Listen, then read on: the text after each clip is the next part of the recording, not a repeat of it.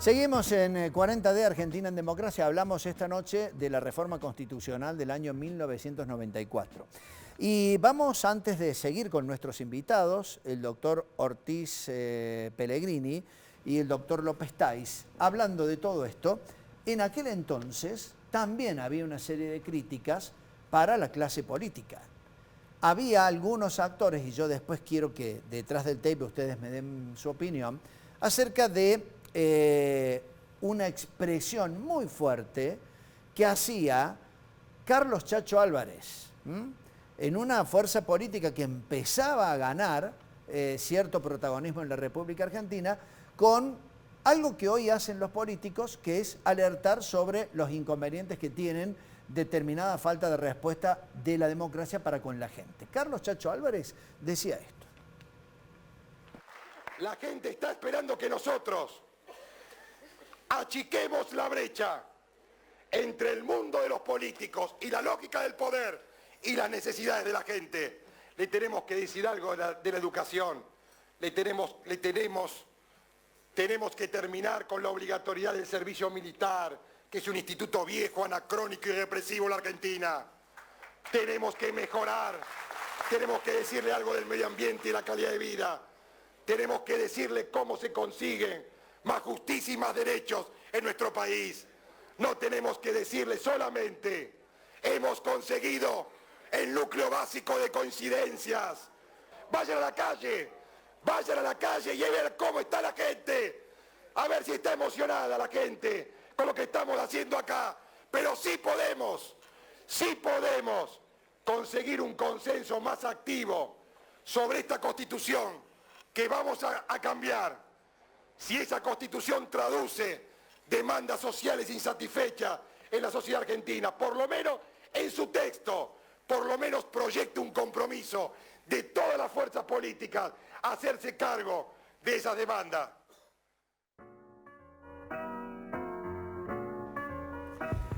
Miguel, ¿llegaban a la constituyente con esa sensación de que había una demanda por parte de la ciudadanía argentina? Sí, por supuesto.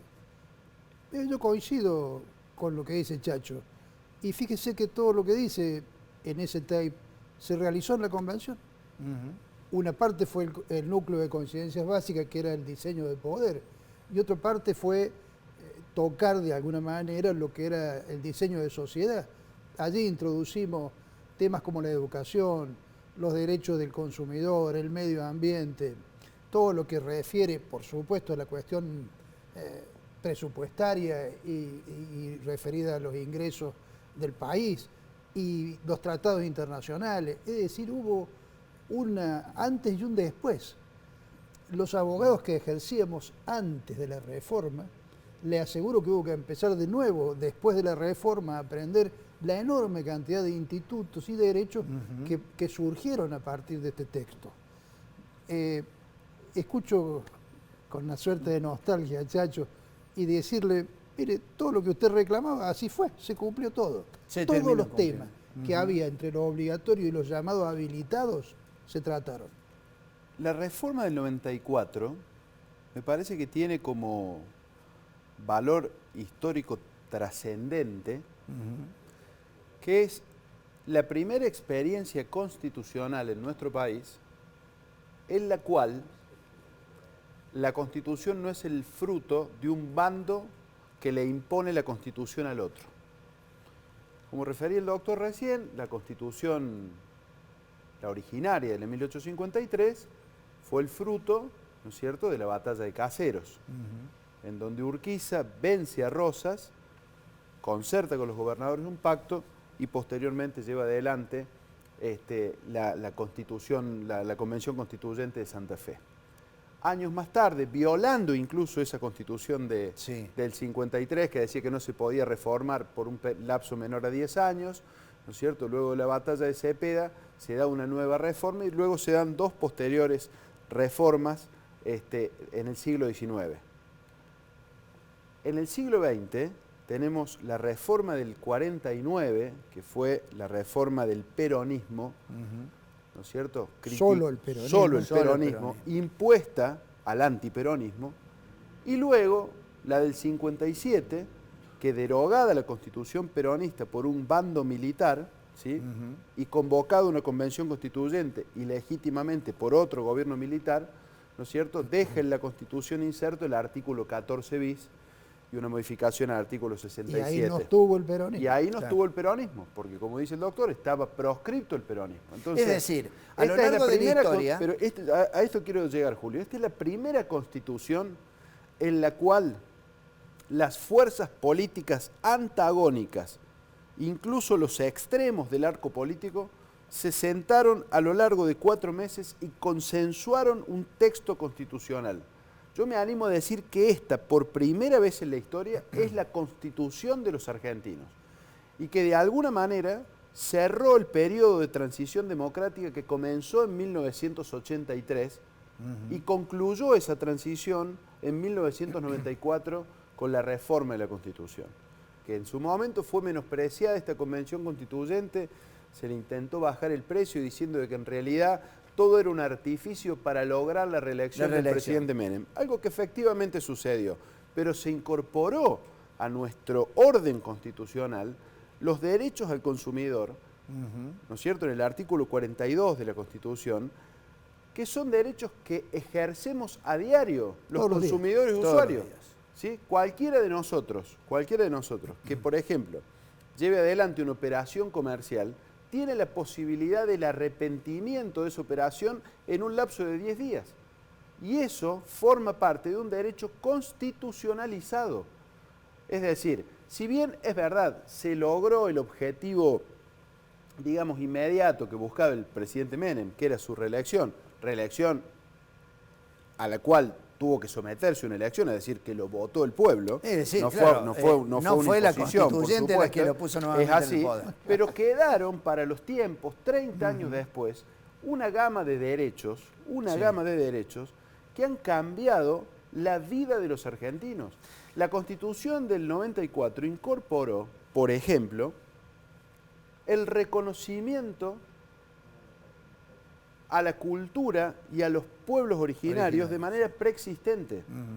Digo, y eso forma parte hoy... Pero por primera vez se habló de... Por primera vez. Por primera vez. Se le reconoció la propiedad común a las comunidades indígenas que no tiene antecedente en la historia nacional, digamos. Esto es una situación que venía de la colonia. Sí. Porque los indígenas no tenían propiedad privada. Se incorporó el habeas corpus, se incorporó el amparo, se incorporó el habeas data. El amparo, digo, tan utilizado hoy en estos tiempos. Todos los días. Todos los días, con personas que creen vulnerados sus derechos y no obtienen una respuesta en la justicia. Usted tiene un problema con una obra social que no le reconoce una prestación determinada y puede imponer una acción de amparo expedita. Las fundaciones sobre el medio ambiente que todos los días aparecen reclamando, por ejemplo, el control de la forestación, el control de las construcciones. Bueno, esto son cosas de todos los días, todo se origina ahí. Usted es incorporado en una base de datos privada de manera errónea por un banco y puede interponer una acción de habeas data. Y eso está en la Constitución. Ustedes, los periodistas, pueden trabajar de manera más libre porque la Constitución le reconoce un derecho que es el de la reserva de las fuentes. Exactamente. Y eso implica garantizar la libertad en el ejercicio del periodismo, porque sin periodismo libre no hay democracia. Y vaya si este derecho en alguna oportunidad no trató de ser violentado por alguna parte que se creía damnificada por alguna noticia que se había publicado. Pero nosotros garantizamos, me refiero, la reforma del 94 garantizó, como dice muy bien, la libertad de prensa, pilar de la democracia. Sí, totalmente. Bueno, pero esto lo hicimos, ustedes pueden ahora ejercer libremente pese a los numerosos inconvenientes que la realidad presenta, porque una norma de la Constitución elevó el secreto profesional de los periodistas a nivel máximo del país, el nivel constitucional. Rango constitucional. Bien. Eso se pensó incluso pensando en la democracia, y hay que seguirlo teniendo porque los intentos de morigerar esta situación en última instancia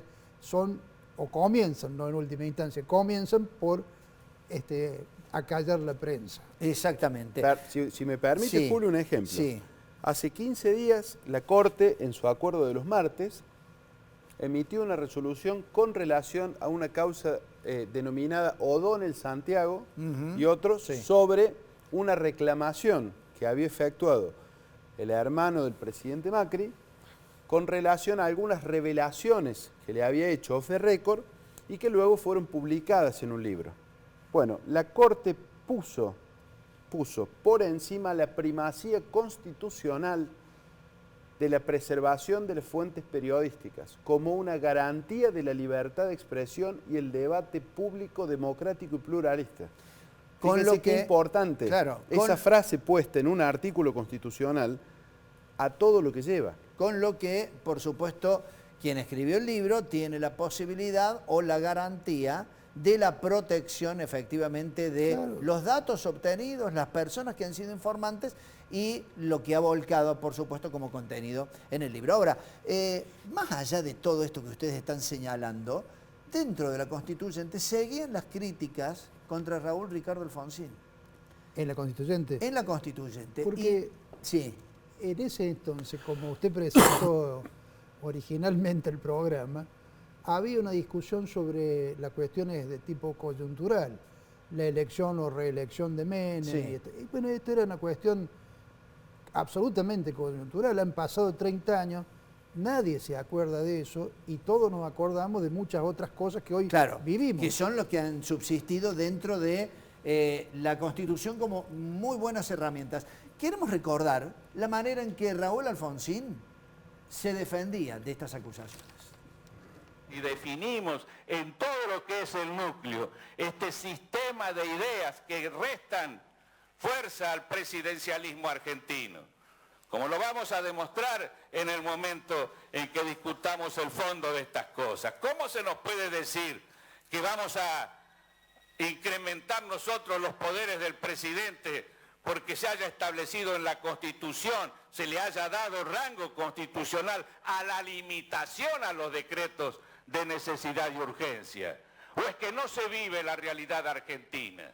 Jamás hubiéramos votado una ley de necesidad de la reforma si no hubiera sido un sistema, porque nuestro voto a favor de la reelección del presidente está estrictamente vinculado a la otra idea, a la necesidad de limitar el presidencialismo argentino. Este punto que planteaba Alfonsín en base a las críticas que se habían enarbolado en ese momento en la discusión de la Constituyente, hacían referencia a darle un mayor poder a quien era presidente en esos momentos. Y uno de las herramientas, de los instrumentos, era el famoso decreto de necesidad y urgencia, que hoy se convierte, por supuesto, en una herramienta que utilizan todos los presidentes en la República Argentina. Doctor Ortiz Pellegrino, usted trabajó precisamente en ese artículo de la Constitución. Efectivamente. Mire, uno de los honores más grandes que tengo en mi vida fue haber escrito varias normas, entre ellas esa. La del famoso DNU. Sí, parte de esa norma, porque otra parte venía del Pacto de Olivos, ¿no? El 99.3 de la Constitución. Y en dos palabras le explico. Sí. Antes de la Constitución, los decretos de necesidad y urgencia eran una sombra, no había nada de nada. Por lo tanto, existían de hecho, y fueron reconocidos por la Corte, y esto lo daban como si fueran leyes materiales, simplemente como cualquier decreto presidencial. La Constitución limitó, así como escucha, limitó los decretos de necesidad y urgencia para cuando no se puede reunir el Congreso. Es decir, una cuestión extraordinaria y de rapidez para tratar de llevar adelante una política. Y por política. si fuera poco, cuando se reunía el Congreso, también establecimos algunas materias en las que nunca podía haber decretos de necesidad y urgencia. Por ejemplo, penal, tributario, electoral, partidos políticos. Partidos políticos. Y además fijamos un procedimiento en la Constitución por el cual se debían tomar por la firma de todos los ministros, presididos por el ministro jefe de gabinete, que lo remitía a la comisión bicameral en el término de 10 días, que la comisión bicameral tenía que dar un dictamen que inmediatamente debía ser tratado por cada Cámara. Estaba pensado sobre la pauta de que si las cámaras no lo trataban, obviamente no podía ser ejecutado, vigente. digamos, claro, no podía no ser tenía vigente. validez. Se derogaba automáticamente conforme al modelo español. Eso dice la Constitución, como dice Ricardo Alfonsín. Así lo hicimos. ¿Qué pasó después? Bueno, después se dictó una ley reglamentaria que echó por tierra todo esto. Bueno, yo les propongo hacer una breve pausa porque me parece que el tema está realmente muy interesante, sobre todo porque hoy en la actualidad vemos a presidentes que gobiernan con decretos de necesidad y de urgencia, pero no es solamente uno, de un solo partido, lo utilizan prácticamente todos. Le vamos a preguntar también al doctor López Taiz qué hay precisamente sobre este decreto de necesidad y de urgencia al que tanto todos apelan y que fue precisamente instrumentado en la reforma constitucional del 94. También vamos a hablar de lo que se estableció en esa constitución nueva sobre el tema de la coparticipación. Ya seguimos.